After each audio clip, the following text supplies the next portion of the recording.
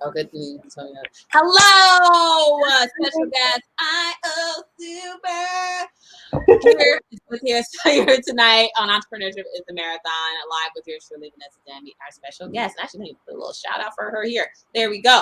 And tonight's episode is about how to run a business that does not run you. Ayo Suber will detail how to decipher what tools you should invest in when it comes to building the various elements of your tech stack for your business, which is a crucial step to finding success as a tech-based, tech-focused, and/or tech-reliant company. So, stay tuned for more. And Suber, the special guest, and sharing insights on how to establish a back end and front end systems and processes for your business so you can breathe and relax, knowing your business can move forward while you're on vacation. Now, maybe you had someone share an episode with you here. Maybe you've watched a past episode. Maybe you just happened upon this on your feed. You're like, what is this show? That is such a great question. And I have a quick video for you to give you more details. My name is Vanessa Zami, the best-selling author of Finish, the Solopreneur's Guide to Getting Stuff Done. I'm the creator of the Hustle and Breathe Business Accelerator, through which I consult ambitious 9-to-5ers like you on how to grow their profit-producing, purpose-driven business without the overwhelm. Your efficiency, your productivity, and profitability, so that you can reduce the overwhelm and confusion in your life. You can enjoy your life. Entrepreneurship is a marathon. And if you've chosen to step into that marathon, yes, let's go. All righty. So, as always, every episode we always start with, even if we have a guest, folks, all the same process. What has been your win of the week? Yes, what has been your win of the week? I want you to type it in the comments if you're here with us live. Type in the comments, what has been your win of the week? And our guest, Ayo, what has been your win of the week? Getting some rest, honestly. Oh, okay. Yes. Love it. Love that win. That's a great win. Yes. And for any of you watching, it could be a personal win, a business win, whatever it may be. What has been your win of the week? Actually, what has been my win of the week? You know, my win of the week just started with a new client actually tonight, a little before the show.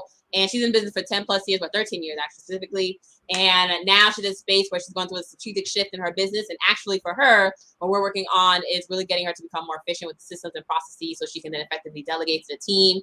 And so maybe she's watching this live. I'll share with her. But yes, this is great. That's what we're working on with her today. So for like the time I'm working with her. So that's been a win of the week, is that at least, yeah, just like she's already gotten breakthroughs. And so, yeah, but point being, that's not going to leak. Cool. But yeah, for those who are watching, what has been your win of the week? Entrepreneurship is a Marathon happens every Tuesday, 9 p.m. Eastern with yours truly. Tonight's episode is about how to run a business that doesn't run you with our special guest, Ayo. You know, one day I should probably have some borings or something, you know, just like, yeah, you should. You know. But for those watching, even if you're watching a replay, I want you to put hashtag replay in the comments. I know a lot of you watch replays. I know a lot of you watch replays. Put hashtag replay in the comments, and I want you to also answer the question: what are you most excited about automating in your business? What are you most excited about when it comes to tech in your business? What excites you the most about it for your business? Type it in the comments. Yes. If this is the first time you are hearing me, who am I? I am Vanessa Zami, international business consultant, speaker, and best-selling author. And my focus is working with corporate professionals to help them grow their business while doing their day job. I also work with full-time entrepreneurs, though, just like the client I just mentioned earlier today. And really helping, my whole focus is really helping you to bring life back to you and your business. I am the business defibrillator for businesses who are looking to really take the next level, take their business to the next level, whether it be get to the first 6 figures or get to the next set of 6 figures in your business. And so you're also welcome to reach out to me at LinkedIn or Facebook. But tonight's not about me. It's about Ayo. So Ayo Suber is a UI engineer and design technologist at Square, working with the developers and APIs team. Her passion for all things tech stems from her experience creating digital presences for small businesses, working at various tech companies, and creating art that integrates also technology. All of these things require different types of tech stacks, which is the basis of our interview here today. Ayo enjoys making complex concepts as accessible as possible and being a resource to increase our representation in tech. She's an avid traveler, writer, and arts advocate. Yes. So Ayo, tell me in your own words, what has been your journey in helping businesses with their tech stack? Just tell me more about that. Yes. Yeah, I mean, I honestly started out in the art world. I was working at an arts nonprofit, and they just had me do their website one day, and I was like, "Oh, this is kind of cool because you could just think of something in your mind, and then it's there." So from there, I just started working with small businesses and helping them create websites, and I started out doing like just WordPress websites for people, and then moved on to doing like apps for small businesses and nonprofit orgs, and then eventually learning how to code well enough so I could get like a corporate job actually doing it. So yeah, it's been a really interesting journey. It's a lot different from most of the people I meet in my field. So this is this is really nice to have that background, especially now that I'm at Square, which is like full circle since we work with small businesses. It's like Mhm. our core business. I love it, love it, love it. And what are the sort of top three, with all your experience working with small businesses, what has been, or solopreneurs, or whatever stage you've been in, right? But what are the top three most common challenges or misconceptions or myths that you see with small businesses when it comes to using tech or not using tech? Yeah, honestly, I think a lot of businesses they get either really overwhelmed with the amount of choices there are out there, or they just don't know where to start. So a lot of times people might end up just like using a really basic template, maybe that they found and never really updated or never learned how to update or work with a CMS. Um, or maybe they get like their friend's daughter's niece or somebody to come and make the website for them, and it doesn't quite work, like they just don't know who to ask or what to look for. um but I think now there's just so many resources out there that you can use. um you just need to know where to look. Indeed, we're gonna get into that. Yes. So let's talk about someone who's like beginning in their business, right? How Hmm. much tech stack building can a founder who's bootstrapping really do on their own? Honestly, you can do all of it. There's like a whole bunch of different frameworks you can use, which are like just pre-packaged tech stacks that you can just um, kind of just roll out a website or a app with.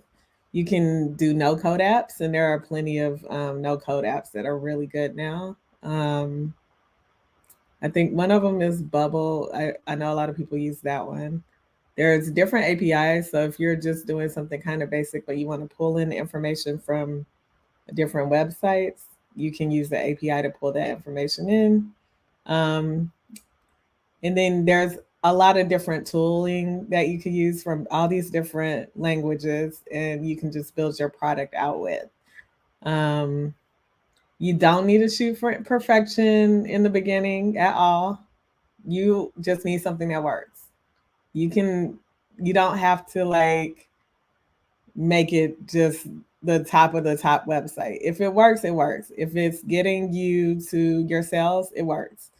From there, you can always hire and refactor, which means improving the code later. I love that. I love that. Yes, yes, yes. You just have to, what was it? I put it in the LinkedIn. Don't need to shoot for perfection. You just need something that Yeah. works. Yes, absolutely. Works for your tech as well. And so do you recommend, but let's say people, some people, entrepreneurs just love learning. Yeah. And so it's like, woo, gotta learn, learn, learn, learn, learn, right? Just gotta love just learning and taking the information and all that jazz. So do you recommend people fill like some of these knowledge gaps, right? Like they go and just take a Java course or like, and then if like, yeah. So what is your, when it comes to this filling knowledge gaps, or sort of what gaps are worth filling versus not filling, and just Hmm. that whole process, so to speak? Yeah, I think first of all, there's so many resources out there for you to learn about anything. Start even on YouTube or just Reddit, or there's so many different websites you can go to just to learn really broad information, and then you can narrow it down from there. I don't think you need to learn how to code on a professional level if that's not what you are going to be doing on a day-to-day basis. But I do think knowing the basics can help you understand what you're asking for. So And also like how to communicate what you're asking for to your developer. And it can help you screen out some bad developers. So if you just want to learn the basics, I would say HTML, CSS, JavaScript, anything, pretty much everything on the web uses these three languages. And JavaScript's the most popular language in the world. So you could go and learn them. Code Academy is free. Freecodecamp.org, that's free. You can go on CodePen or JS Fiddle, and they have like all these different examples of things. So maybe you're just like, I just want to learn how to make a form. I just want to be able to capture some CTAs and some clicks and stuff. Go to CodePen, JS Fiddle. They probably have something like that, and you can see exactly how to build it. Um, you can look on YouTube. I like Fun Function. That's like one of my favorite channels on YouTube. They make learning JavaScript really easy and accessible, and it's free. Um, Can you spell that? You said fun function. yeah, just Oh, function. oh, good Yeah, stuff. Fun function on it's a YouTube. really good teacher. Yeah. Um, I think once you do start learning, you just stay aware of like where your knowledge gaps are. Um, so just like write down if there's anything like you're just like, oh, I don't really get it, just write it down. And then you can come back to it one day, like when you have time. You say, okay, I didn't understand how my inventory gets updated on my website. Now I'm gonna just go and find out a tutorial on this later when I actually have time to do that. That's a really good way to just keep on top of like knowledge gaps. Um, but yeah, you don't have to do super deep. You don't have to learn every single thing. Just learn what you think makes sense for you and what makes sense for just learning how to talk to your developer. Wonderful, wonderful, folks. So essentially, you sort of spit out a lot of resources. So we had to rewind and get the resources again. But Yeah. love it. But yes, essentially, it's really looking at you don't want to learn all like don't go out here and try to become a developer yourself so that you can like make your app, right? There are, as Yeah. I was mentioning, right, there are like apps that help people without that you don't need to know how to code, right, in order to do that. Hmm. I was working with this was a few years ago. She was working on an app for like a beauty business, right? And I came across, was it Bubble? Bubble, the one I came across was like something with a B. Hmm. But essentially using that in order for her to, build Hmm. out her tech stack. Because alternative is then, and actually I'm asking the question. So what about someone who just says, I just want to hire somebody, right? Because that's also Yeah. an option. And so at what point should people consider even hiring engineer and developer? I have my own thoughts, but let's hear from the expert. I think it just depends. There's so many factors. Like it depends on what you are looking for. So if you're looking for like a technical co-founder, um, you might want to start if that that's where you're going down. You built this app. You might want to start looking for that as soon as possible. Um, and you need to start looking into equity deals and equity structures. Or if you are like, oh no, I don't want a co-founder, I want to hire someone. Um, I wouldn't hire anyone full time unless I had the funding to back it up. Like you don't want to just be bringing someone in that could be making a lot of money somewhere else and then you can't pay them. Like that would probably be the worst thing. So I would say like if you're in that stage where you're like, I want to hire someone full time, just wait until you get your healthy route of funding and then but before then maybe you just do contractors, maybe you just do the no code, maybe. And also just depending on like what your business is, like you might not need an app developed. Like if you're an e-commerce site, there's so many resources out there where e-commerce is done for you. Like you could use Square, you could use Shopify, you could use Squarespace. There's so many sites that do that for you. So like you don't have to reinvent the wheel if it's not necessary. But if it is like, oh, I'm looking to do something kind of different from that, then yeah, you should start thinking about like, okay, I need to raise funds for this. Um, there are like companies that send around matching technical co-founders, and you can Google, like there's just so many of them. Um, and if you are like doing the fundraising, a lot of times if you're doing VC or angel, or even not really friends and family or crowdfunding, but more angel and VC, a lot of times they'll have networks of engineers that they could help hire for you. So, or that they can at least reach out to you. And then, look on your networking groups. Like, there's groups like Black Women Talk Tech, devcolor.org. You can look at AngelList, go to different conferences. There's a lot of networking things you can do as well.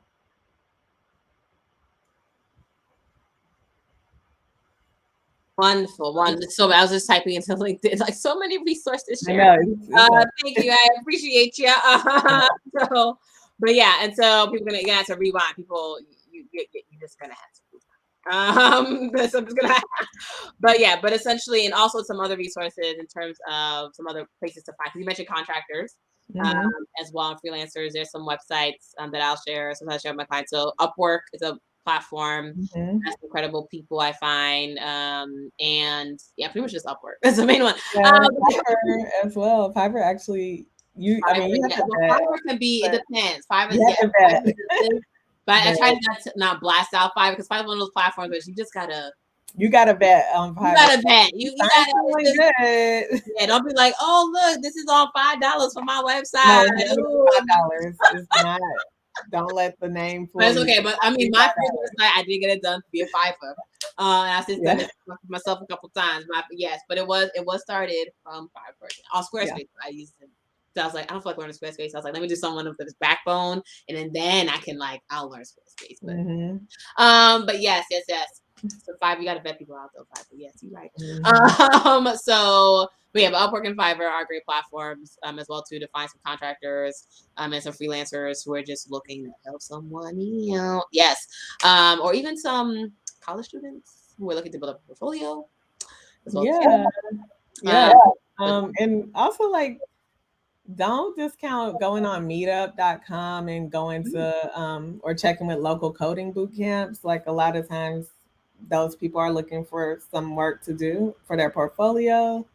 Such a great idea. That's a really cool. Yeah, and if you're like looking to be like, oh well, what language should I code in? I would say like look at go look on job sites and look at like what are people hiring for, because that's probably like who's around you, like what type of developers are around you. So if like there's a whole bunch of Ruby jobs open, then maybe you want to code your site in Ruby, because you might, if you want to work with a local coder, there'll probably be a better chance of you getting a Ruby developer.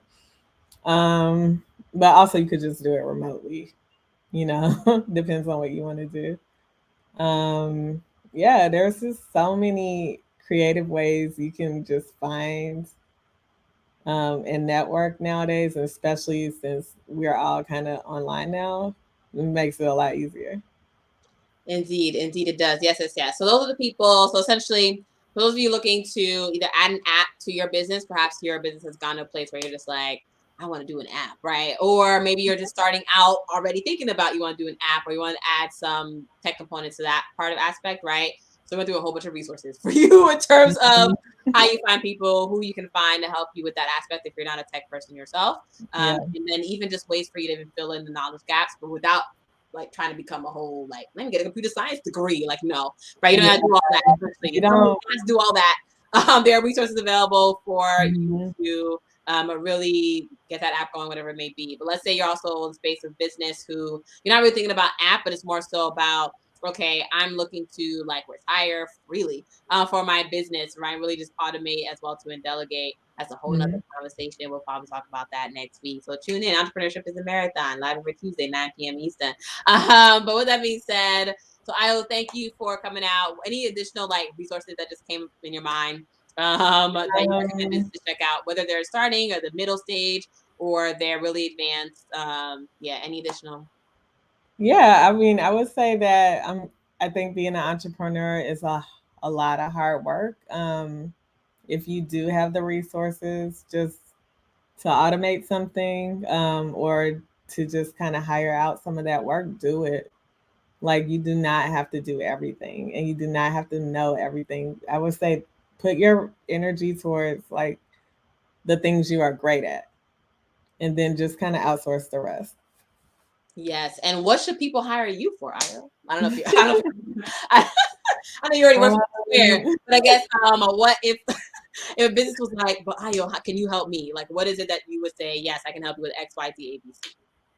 yeah, I mean, like, if questions about just kind of talking through, I've had a couple of entrepreneurs reach out to me to talk through like what they should put their energy towards tech wise. Definitely like recommendations for things, marketing type stuff. I work at Square with the marketing group, closely with the marketing group. So Mm-hmm. um, a lot of times, like the tech that I do for them revolves around like marketing and getting the best clicks on the pages and stuff like that. So just thinking about like, well, how should I market things? How should my landing pages look? How should like even like your emails or anything like that, your clicks, how all of that type of stuff.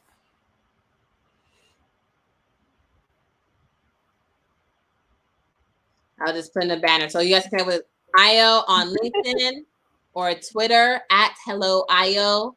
I'm Yeah. putting that in the bottom of the screen here. Yes, this is such Hmm. a guest. Yes, lovely. Well, thank you, Io, for joining us, and appreciate having you here with us tonight. For those tuning in, every Tuesday, you're watching Entrepreneurship is a Marathon. Every Tuesday, 9 p.m. Eastern, live on Facebook or LinkedIn. For those watching the replays, you can see those comments, those reactions. Yes. And for those of you who are watching, and let's say you're looking for support in unstagnating your income. Yes, I just made that word up. And finding those opportunity I like gems that. in your business to get back to growing again. I definitely have some time this week and next week. Well, I have some time this week, I think. But yeah, anyways, let's find time on my calendar. Power.vzambi.com, and let's connect and see where it is that you are in your business, and does it make sense for you to hit up IO, someone else, some other system, and get you moving forward and getting your business and continuing to grow that income so you continue making that impact in your community, city, state, country, or world. With that being said, have a beautiful evening. Yeah. All right, sweetie. Thank you. And good luck to everyone. I'm rooting for all of y'all.